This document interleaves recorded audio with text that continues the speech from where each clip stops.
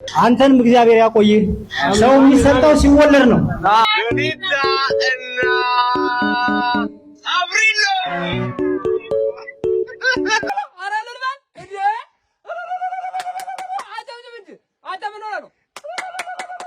እናንተ ማግባት የተሳናችሁ እሰይ የኔ ቆንጆ፣ እሰይ የኔ አበባ።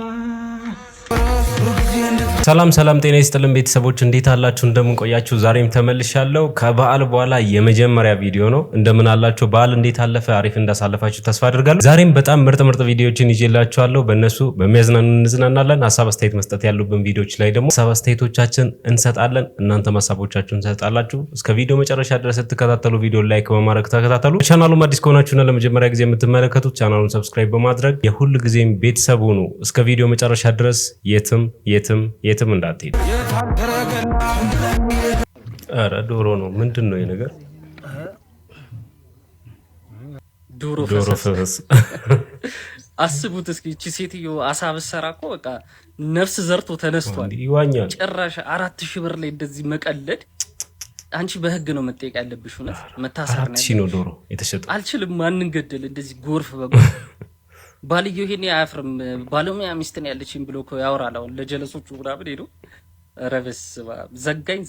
አይዞህ እሺ አድማጮቻችን፣ ይሄ የምታዩት ዋልያ ቲቪ ነው። አቶ አዶናይ አብረውን ያሉት ለዚህ ፋሲካ በዓል እንግዲህ ስጋ 650 ብር መሆኑን 1 ኪሎ አመራሮች ነግረውናል ማለት ነው። ስለዚህ አንዳንድ ጥያቄዎችን ኃላፊውን እንጠይቃለን። አቶ አዶናይ በዚህ ጉዳይ ምን ይላሉ? በሚገባ እውነተኛ ነው ዜናው። የሚገርም ነገር አይደል? አዎ ማህበረሰቡ እያንዳንዱ ቦታ ላይ 650 ብር መስተናገድ አቤት።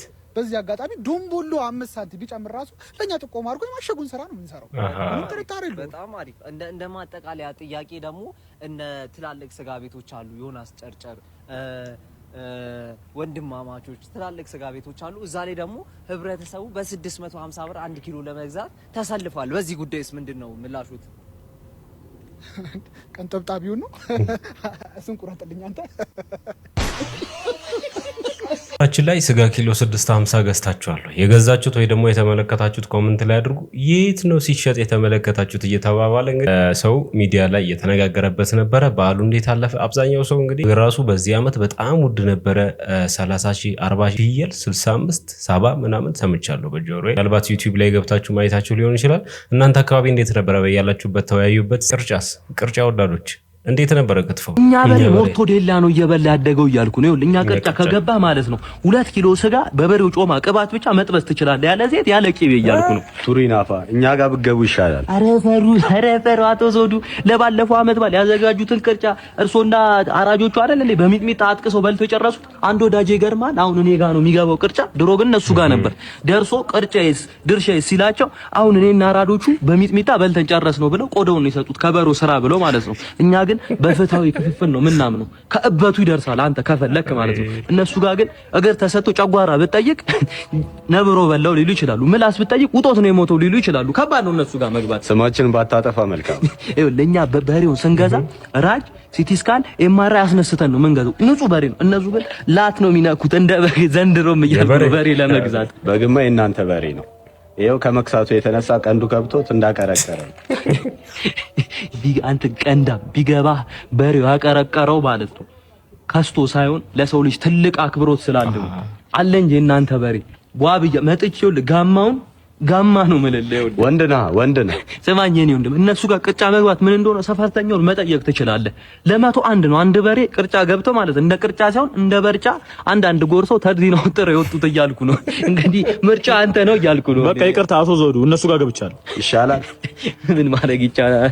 አንተ አይዘዌ ስማኝ ይኸውልህ አንድ ቦታ ደግሞ ያዝልኝ ቅርጫ ለውሻ ይገባለሁ። እሺ ለውሻ ቅርጫ ለአመት በዓል ሽንኩርት እንዴት ነው? ለአመት በዓል አቤት በጉስ እንዴት ነው? ለአመት በዓል ለአመት በዓል ቂቤው እንዴት ነው? ለአመት በዓል ለአመት በዓል ዶሮ እንዴት ነው? ለአመት በዓል ለአመት በዓል ለአመት በዓል ለአመት በዓል እንኳን አደረሰሽ እያልኩኝ ከበግ ስጋ ምኑን ነው የምትወጂው?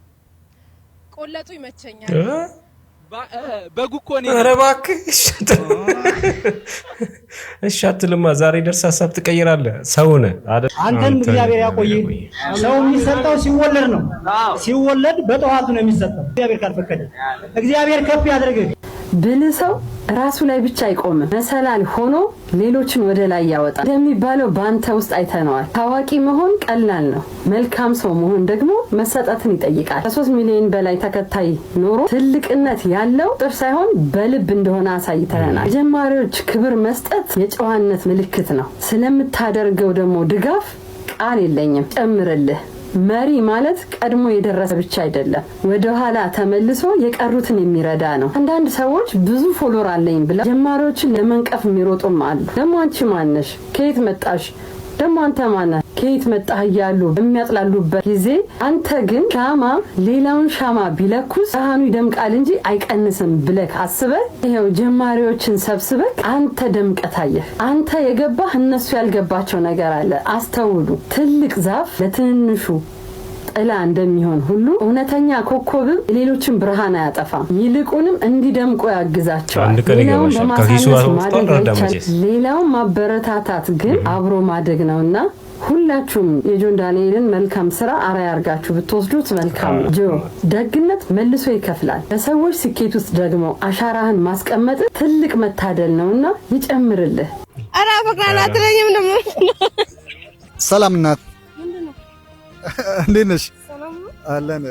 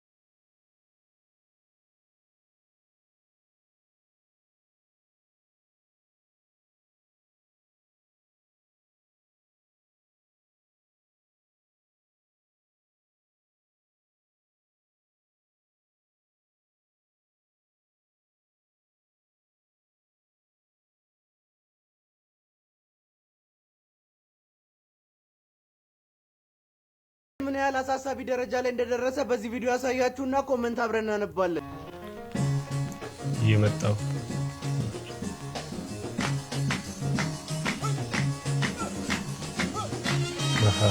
ሲመጣ እየታጀበ እየተዘፈነለት ነው የሚመጣው ባይታጠብስ እዚህ ቢላስ የኔ ማይክል ጃክሰን ስትችል ካስነጠሰ ይማርሽ የኔው ነዳይ ያመጣ ነው ደሞ እኮ ወንድ ነው አቤት አቤት የኔ ጌታ መተህ እዚህ አብረን ብንደንስ አይሻልም ከደረስከ በኋላ እውነት ነው ቀጣዩን ቲክቶክ ክሬቲቭ አዋርድ ብንሸልመውስ አለ ማርማር ቅቤ አለ ማርማር ቅቤ አለ ማር አለ ቅቤ አለ ማር አለ ማቅ ነገራችን ላይ ከበዓል በጣም ያተረፉት ነጋዴዎች ናቸው በዚህ ዓመት። ሌላኛው በነጋገሪያ ጉዳይ የቻናሎች መመሳሰል ፕሮግራሞችን አይታችሁ ከሆነ አንድ ቻናል ስከፍቱ አንዱ ላይ ያለው ፕሮግራም አንዱ ላይም አለ እና የሆነ የፉክክር ይሁን አንድ ዳይሬክተር ፕሮግራሙን አዘጋጅቶት ይሁን የተለያየ አይነት ቲቪ አላውቅም። እኔ ይሄንን ታዘብያለሁ። እናንተ የበዓል ዝግጅቶችን በቲቪ ስትመለከቱ እንዴት አያችሁት? እስቲ ሐሳባችሁን ኮሜንት ላይ አድርጉ። የኢቢኤስ የአባይ ቲቪና የቻናል ዋን ባለቤት አንድ ሰው ነው። ትናንትና በዓሉን ከቤተሰብ ጋር ነበር ያሳለፍኩት። እኔ ከዚህ በፊት ባለኝ ልምድ ከተበላ በኋላ ቡና እስኪፈላና ቡና የጠጣን ቲቪ ማየት እወዳለሁ። ነገር ግን ከሆነ ጊዜ በኋላ ለአንድ ዓመት ለሁለት ዓመት ይሆናል ምክንያቱም በማላውቀው ምክንያት ቲቪ ማየት አቁሜ ነበር። ታዲያ ትናንትና የሙድ መቶብኝ ቲቪ ማየት ጀመርኩና መሀል ላይ ሰሞኑን በማህበራዊ ሚዲያ ላይ ቻናል ዋን እና አባይ ቲቪ ሙሉ የኢቢኤስን ፕሮግራም ኮፒ ፔስት እያደረገው ነው የሚባለውን ነገር ስላስተዋል ትንሿን ሲስተር እስኪ ወደ ቻናል ዋን ቀይሪ አልኳት። እዛው ኮነን አለችኝ። በጣም ነው የገረመኝ። ከዛ ወደ ኢቢኤስ ቀየርኩና እያየው ገርሞኝ ከኢቢኤስ ወደ አባይ ቲቪ ሲሄድ ተመሳሳይ ፕሮግራም፣ ከኢቢኤስ ወደ ቻናል ዋን ሲቀየር ኢቢኤስ ላይ ያያቸውን ፕሮግራሞች አቅራቢዎቹ እስኪሰለቹ ድረስ ያሳዩዋል።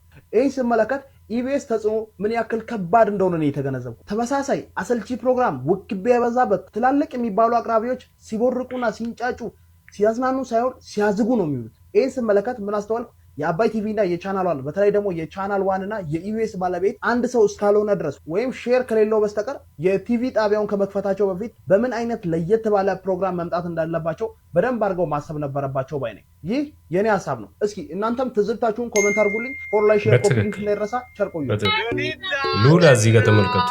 ይሄን ፕሮግራም ይሁን ቸከቸክ አምሯታል።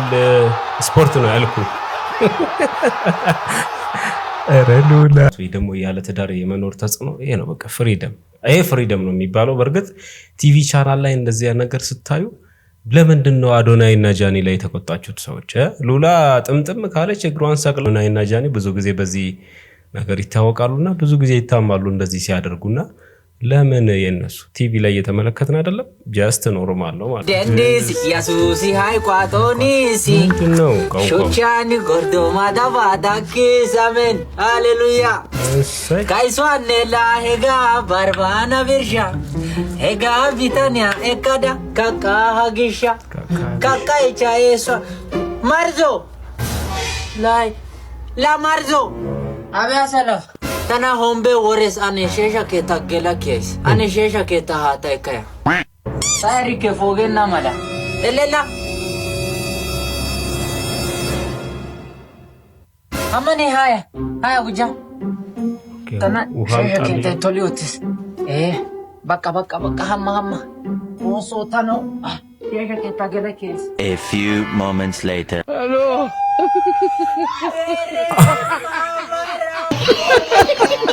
ቃጠሎ ባለው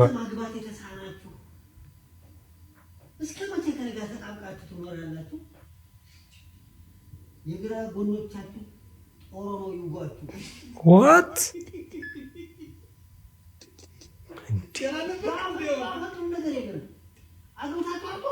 አግብታችሁ ምን ታረጋኛለህ? ከዚህ በላይ በተገረስበት አልጋ ልትገነዝ ነው እንዴ? መሯቸው አለባባ አልበዛም እንዴ? በጸባይ ማትቆርቆ ህግ አለ አገሪቷ ላይ በህግ ትወጣለህ። ሆኖ ጎደ ምን ነው ዝም ማለት ነው ነው እንዴ? ቻል ብያችሁ እኮ ተጫዋቻባት እሰየኔ ቆንጆ ከዚህ ነው እንግዲህ ሉላ የኮረጀችው። ቆይማ ግጥሙን እኔ ልጨርስላችሁ።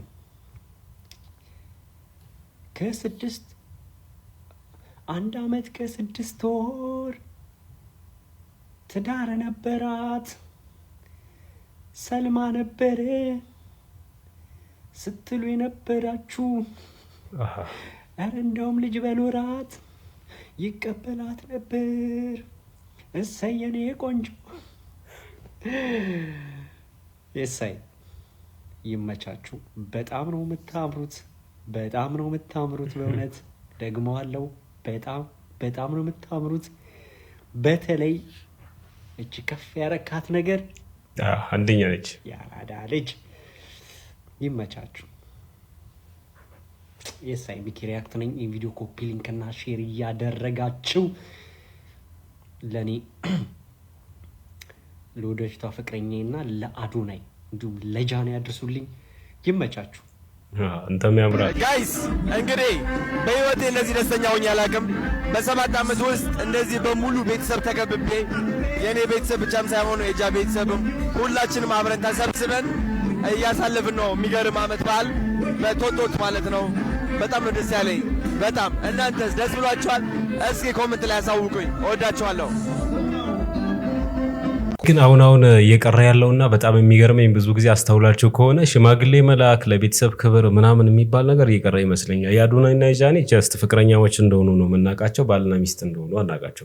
አባትና እናቷ ባሉበት እንግዲህ እራት በልተዋል። እራት ፕሮግራም ማለት እንግዲህ ሌላ የሰርግ ቫይብ ወይ ደግሞ ሽምግልና ነገር ሊሆን ይችላል ብዬ አላስብም። እንዴት ነው ካልቸራችን በዚህ በልኩ ቢቀር ነው ወይስ ቢቀጥል ይሻላል ብላችሁ ታስባላችሁ? እንደኔ ግን ያ ባህል ቢኖር አሪፍ ነው። በተለይ ለሴት ልጅ ክብር በጣም ወሳኝ ነው ብዬ አስባለሁ። ትዳር ውስጥ በጣም ብዙ ሀስሎች ስላሉ። ሌላኛው መነጋገሪያ ጉዳይ የኮሜዲያን ፍልፍሉ መታመም ጉዳይ ነው። በጣም ያሳዝናል። እኔ በጣም ደንግጫለሁ። ሁላችንም በተለይ የዘጠናዎቹ ወጣቶች ታስታውሳላችሁ ኮሜዲያን ፍልፍሉን። እንዲሁም ደረጀ ሀብቴ በነበሩበት ጊዜ የጀመረ ሰው ነው ፍልፍሉ። በጣም እንግዲህ አሁን በጠና ታሟል።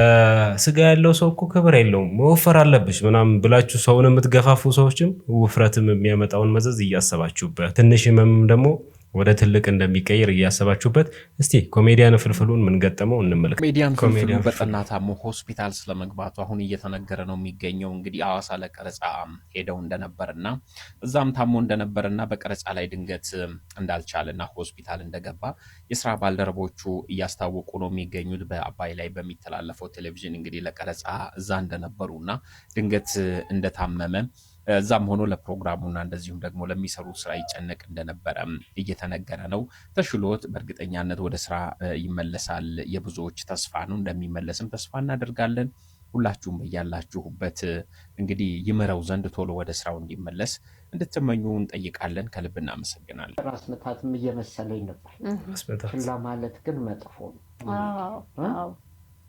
ልክ ነው። እንግዲህ የመሰለኝ እያላችሁ ራሳችሁን ህመም ላይ የምታቆዩ ሰዎች በዚህ ልክ እንግዲህ ከፍ ሊል ይችላል። በስፋት ግን ስለዚህ ህመም መስማት ከፈለጋችሁ ኮመንት ላይ ያለው ሊንክ አለ። እሱን ገብታችሁ በስፋት ዶክተር ያስቀመጠው ጉዳይ አለ። እሱን ብታዳምጡ በጣም ጥሩ ነው። በተለይ ለጤናችሁ ለምትጠነቀቁ ሰዎች ይጠቅማችኋል ብዬ አስባለሁ። እሺ፣ አንዱ ፓርቲ የሌላውን ፓርቲ ማስታወቂያ ሲያይ ይላል። ምንድነው ማስታወቂያው ነው? እሺ፣ ሰኮክ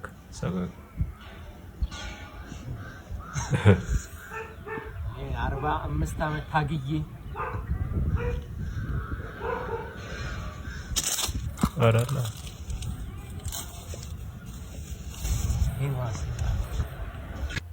እሺ ጀለስ ጥያቄ ስጠይቅ ስክሪፕት ወዶብኝ ስክሪፕት መግዛት አቃተኝ። ራስ ጀመረ እንዴ አድገናል እኛ። አሁን ጥያቄ ጠይቃለሁ። ጠይቀኝ። 0 ሲባዛ 0 2-0 ረውቀት ስክሪፕት እንኳን ማልኖር አልፏል። አንተ ትምህርት አይሆንም። ውጣውን ተረስቷል። ተባረረ። አንተ ታሪክ ቀረን ምን ትጮሃለህ? አሜሪካ ራሱ ዲቪ ደርሶኝ ቴሌ 200 ብር ብድር አለ ብሎ ሲያስቀረኝ ጭንቅ አላለኝም። ለትምህርት ጭማንጭቅ የለኝም። ምን ይገጭ ተመልካቾች የዛሬ ቪዲዮቻችን እነዚህን ይመስላሉ። ፕሊዝ ቪዲዮ ላይክ አድርጉ፣ ቻናሉንም ሰብስክራይብ አድርጉ። ቀጣይ ቀን በምርጥ ቪዲዮ አገኛችኋለሁ።